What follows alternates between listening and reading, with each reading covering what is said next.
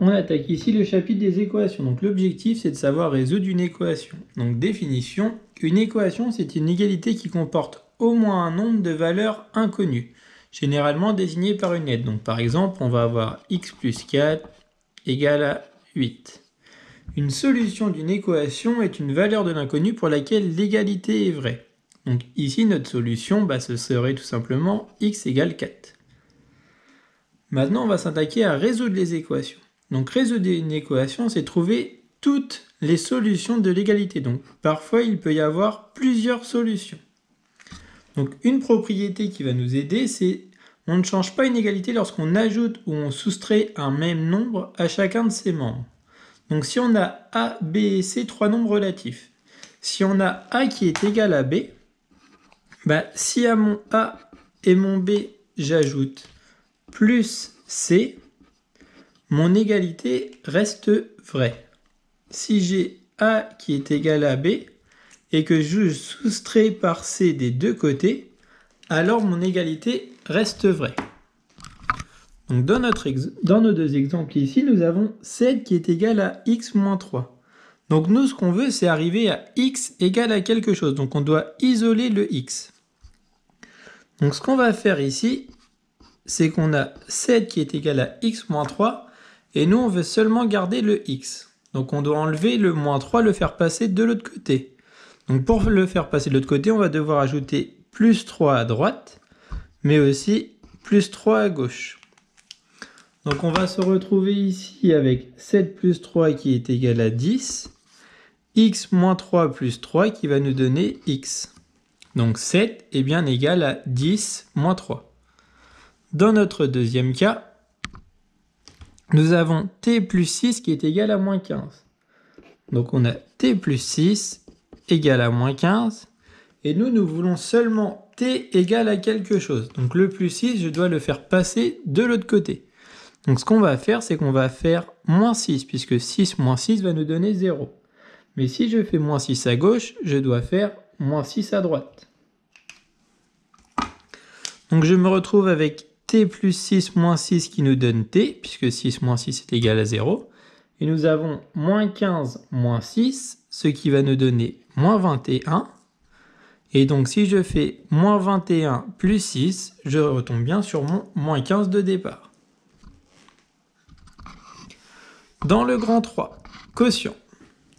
Donc ça, c'est une définition de 6e, mais qui nous est grandement utile pour résoudre des équations. Et vous allez le voir tout de suite. Donc on a la fraction a sur b. C'est le nombre qui multiplié par b donne a. Donc c'est le nombre qui multiplié par b. Donc je vais faire b fois mon nombre a divisé par b. Donc mon quotient a sur b. Qui nous donne a. Donc mon b doit être différent de 0, puisqu'on ne peut pas diviser par 0. Donc avec b différent de 0. Donc en fait, quand on cherche b fois combien est égal à a, nous avons ici notre a du résultat, il va aller au numérateur de ma fraction, et le nombre par lequel je multiplie b va aller au dénominateur. Donc dans nos exemples, nous avons 9 fois x égale à 4.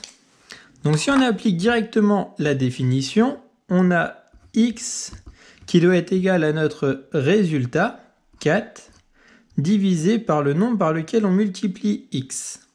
Donc x serait égal à 4 neuvièmes. En fait, l'opération qu'on peut décomposer, c'est qu'on va avoir 9x qu'on va diviser par 9 et 4 qu'on va diviser par 9. Donc quand je vais faire 9 divisé par 9, il va me rester 1x. Et de l'autre côté, j'ai bien mon 4 neuvième. Pareil ici, moins 3 fois t égale à 5. Donc mon t, je peux directement dire qu'il est égal à 5 divisé par moins 3. Mais l'étape juste avant, c'est moins 3t divisé par moins 3, puisque nous, on veut seulement un seul t. Et de l'autre côté de l'équation, de l'autre côté de l'égalité, on va avoir 5 divisé par moins 3. Donc on retombe bien sur notre moins 5 tiers. Et le dernier, nous avons y qui est égal à moins 1 divisé par moins 7. les moins vont se simplifier, on va tout simplement avoir 1/7. Nous avons moins 7y et on veut arriver à y, c'est-à-dire qu'on va diviser des deux côtés de l'égalité par moins 7. Donc moins 7 divisé par moins 7, il va bien me donner 1. Et de l'autre côté, à droite, nous allons faire moins 1 divisé par moins 7, ce qui va bien nous donner 1/7. Et enfin, nous arrivons aux équations où il y a des x des deux côtés. Donc ce qu'on doit faire, c'est mettre par exemple les x à gauche ou les x à droite, et ce qui ne dépend pas de x de l'autre côté d'égalité. Donc ici, nous avons 3x, ici nous avons 7x. Donc si je mets tous mes x à gauche, je vais diviser par quelque chose de négatif, puisque 3x moins 7x va nous donner moins 4x. Donc moi, ce que je préfère faire, c'est de devoir diviser par un nombre positif. Donc en fait, le 3x, on va le passer de l'autre côté. Donc nous avons 3x plus 5 égale 7x moins 4. Ce que je vais faire, c'est de garder les termes qui ne dépendent pas de x à gauche. Donc ici, j'ai mon 3x que je veux enlever. Donc je vais soustraire par 3x des deux côtés de l'égalité. 3x moins 3x me donne 0. Il me reste 5. 7x moins 3x, ça me donne 4x. Pardon. Donc je me retrouve avec 4x moins 4. Et mon moins 4 ici, il est du côté de x. Donc le moins 4, il doit aller de l'autre côté.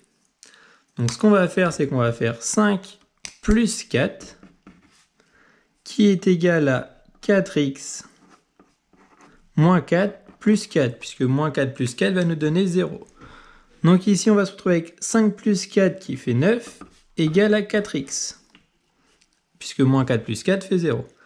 Et donc là, soit on applique directement la définition du quotient, ou alors, nous voulons seulement un seul x, donc on va devoir diviser par 4 ici.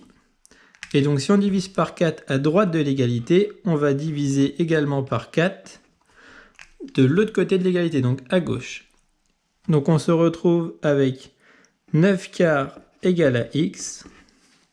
Et donc si on veut l'écrire en écriture décimale, x égale à 2,25.